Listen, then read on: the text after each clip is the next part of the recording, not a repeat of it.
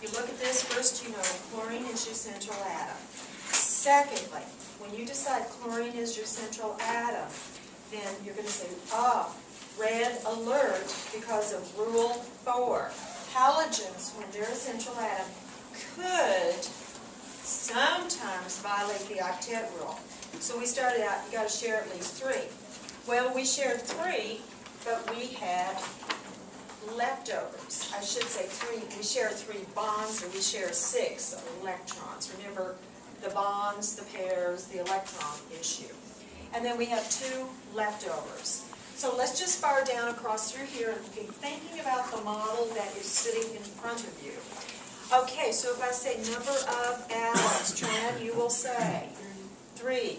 Hina, how many lone pairs? 2. So our number of things here, Marco? 5. 5. As soon as you see it's 5, Antonio, what is our orientation?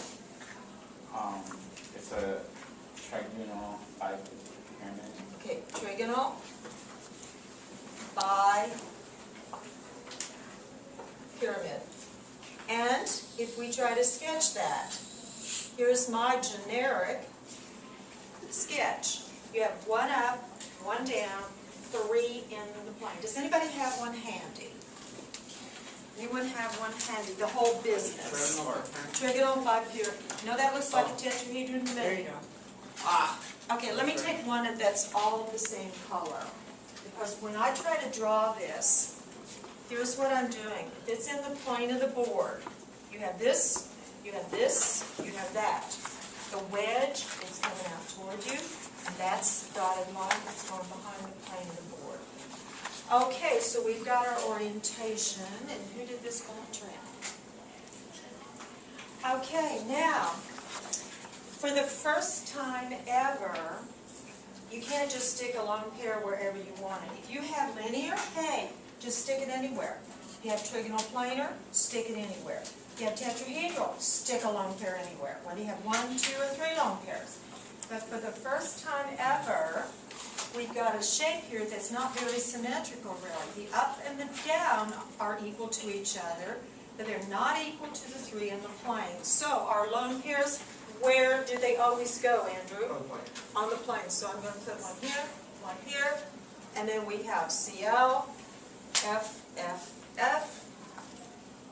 Now, can you go from there and tell me what the shape is? Look at your model, and remember, you have to pretend you can't see the lone pair. So, Nina, what's the shape? T-shape. T-shape, good. So, and I left out, here's my first mistake of the day that I know of. I left out molecular shape, so let me put it in.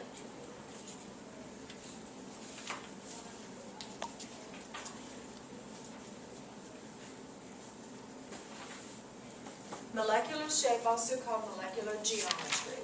So we have a T shape. Does everybody see how that's a T? All you got to do is turn it sideways.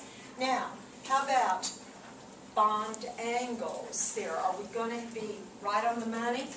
Or is it going to be squeezed? Or what bond angles remain if we have 2 lone pairs like that? What have we got? Andrew, what's one of them? Less than 180 and less than 90. Yeah, less than 180, less than 90. What about the 120? We know in a trigonal bipyramid there should be a 120. What happened to it? Can't see it. Can't see it. It's gone. So we've lost one of our angles.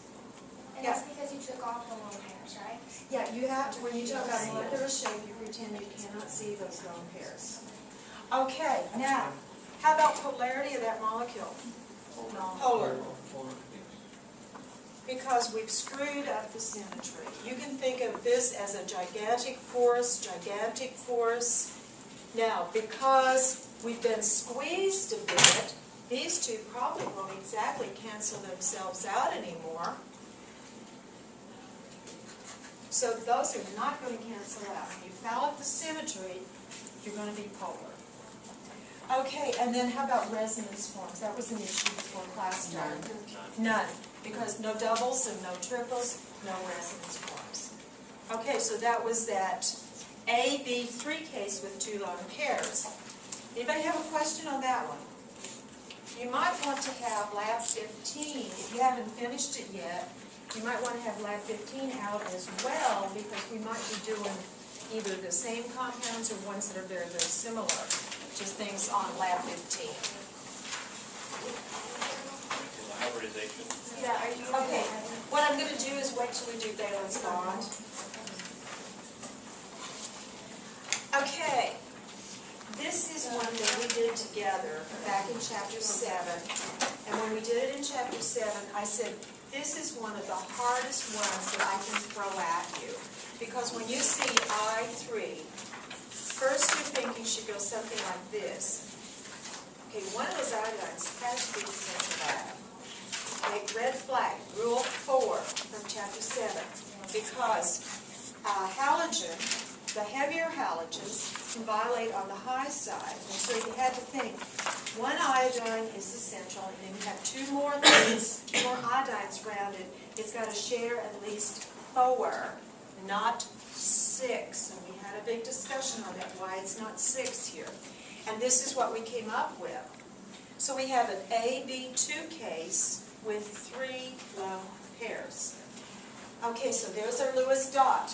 Now let's fire down through here. Meredith, how many atoms directly attached to the central atom? 2. Okay, and then number of lone pairs on the central atom. What do we see there, Brittany? 3. So our number of things, Bruce? 5. And so our orientation here is going to be what, Russell? Trigonal volcano. Yeah, trigonal bipyramid. And then, if we draw this thing, or if you use your models, okay, I've got an iodine in the middle, lone pairs. What do we do with them, Aaron? Pardon? They're all in the plane. 1, 2, 3. I thought the lone pairs were not in, Always in the plane. I thought the atoms were in. No, because lone pairs, when you have a lone pair, that's your biggest, bulkiest group with the most repulsion. And you put them in the plane every time. Remember the rain in Spain comes mainly in the plane? That was for the lone pairs. Okay, and the last 2 we've done, we always put them in the plane. Okay, so we've got 1, 2, 3 in the plane.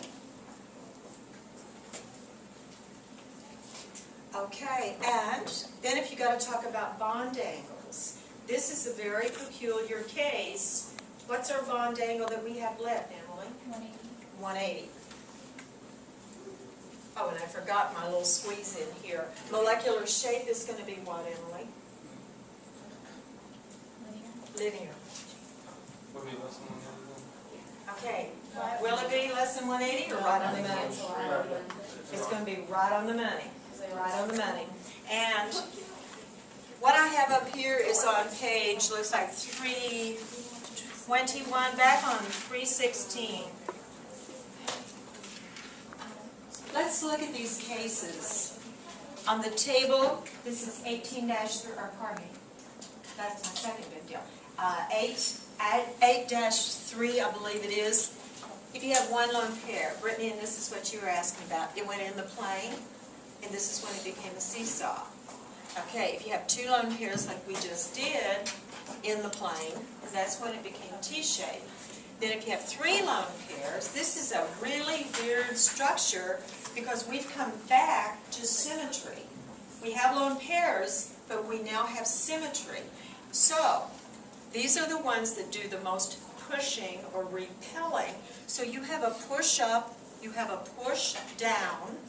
So this is one of the only times, there's going to be 2 times total, where you have lone pairs and no squeezing. And so that's why linear here, we're right on the money at 180. Okay, and if you don't remember about in the plane, you have all these shapes wrong. And the reason in the plane, because you have fewer near neighbors. That was a discussion we had last time. Okay, then, how about polarity? Another really weird thing. Allison, what would you say? Very good.